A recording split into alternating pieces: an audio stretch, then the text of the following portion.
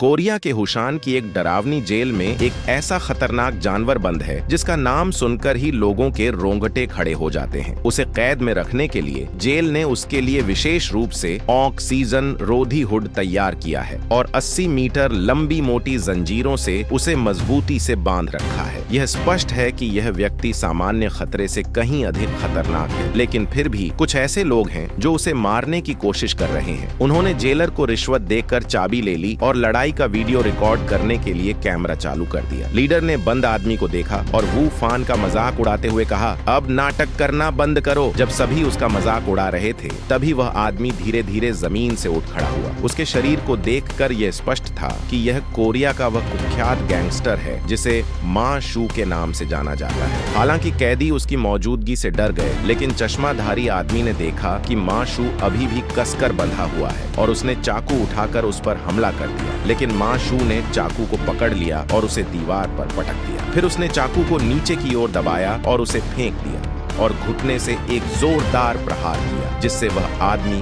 तुरंत गिर गया। मा शू ने इस मौके का फायदा उठाकर अपने शरीर से जैकेट को फाड़ दिया और अपने हाथों को आजाद कर लिया। यह स्पष्ट था कि वह इन कैदियों के साथ खेलने वाला था। एक कैदी ने हिम्मत जुटाकर उस पर हमला किया, लेकिन मा शू ने उसे एक मुक्के से 10 मीटर दूर फेंक दिया। मा शू के जबरदस्त मुक्कों के सामने 3 सेकंड से भी कम समय में सभी कैदी जमीन पर गिर गए। एक कैदी जिसके हाथ में स्पैनर था, वह अभी भी हार नहीं मानना चाहता था और मा शू को चुनौती देना चाहता था। जेलर ने देखा कि मा शू कितना शक्तिशाली है और उसने अपनी टोपी और कोट उतार दिया। मा शू से लड़ने के लिए तैयार हो गया। मा शू के अद्भुत बल के सामने कैदी एक दूसरे का सहारा लेकर भाग खड़े हुए, लेकिन जब मा शू ने सेल से बाहर निकलने की कोशिश तो उसने देखा कि उसकी गर्दन पर अभी भी जंजीर बंधी हुई है। उसने पूरी ताकत लगाई, लेकिन जंजीर नहीं टूटी। सौभाग्य से जेलर की चाबी दरवाजे पर लटकी हुई थी, लेकिन मा शू का शरीर इतना बड़ा था कि चाबी नीचे गिर गई। जेलर डर गया और मरने का नाटक करने लगा। मा शू ने उसे पैर से धक्का दिया और संकेत किया कि वह उठकर उसका मास्क खोले। मा शू के डर के कारण जेलर ने उसकी जंजीर खोल दी। जैसे ही मास्क हटाया गया,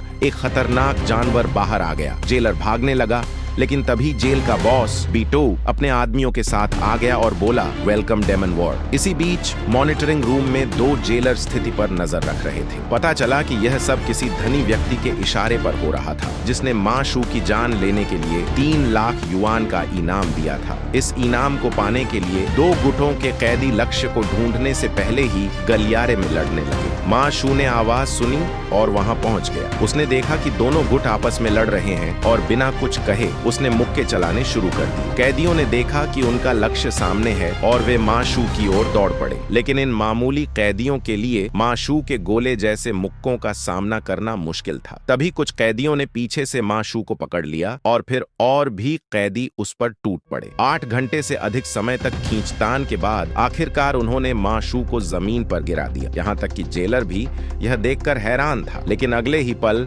एक कैदी भीड़ से बाहर आया, फिर दूसरा, तीसरा और चौथा। आखिरकार मा शू ने खुद को उनकी पकड़ से आजाद कर लिया। उसने जमीन पर पड़े बीटो को उठाया और उसके शरीर को ढाल की तरह इस्तेमाल करते हुए सामने के कैदियों को लोहे के दरवाजे पर धकेल दिया। फिर वह तेजी से पीछे हटा और बीटो को लेकर फिर से भीड़ पर टूट पड़ा। कई राउंड के बाद बेचारा बीटो ने संघर्ष करना बंद कर दिया और दर्द से आंखें बंद कर लीं। एक के बाद एक जोरदार टक्करों के बाद लोहे का दरवाजा गिर गया। गलियारे में चीखें गूंजने लगी। मॉनिटरिंग रूम में जेलर यह सब देखकर घबरा गए। एक जेलर ने पिस्तौल में गोलियां भरी और मा शू को मारने के लिए तैयार हो गया। उसने अपने साथी से कहा कि इन बेकार कैदियों पर भरोसा करने के बजाय वे खुद ही इस इनाम को ले लें। इस बीच मा शू बाहर निकलने का रास्ता ढूंढ रहा था, तभी बाहर से 2 गोलियों की आवाज आई। कमरे के अंदर के जेलर ने जल्दी से वीडियो टेप निकाला, लेकिन अगले ही पल मा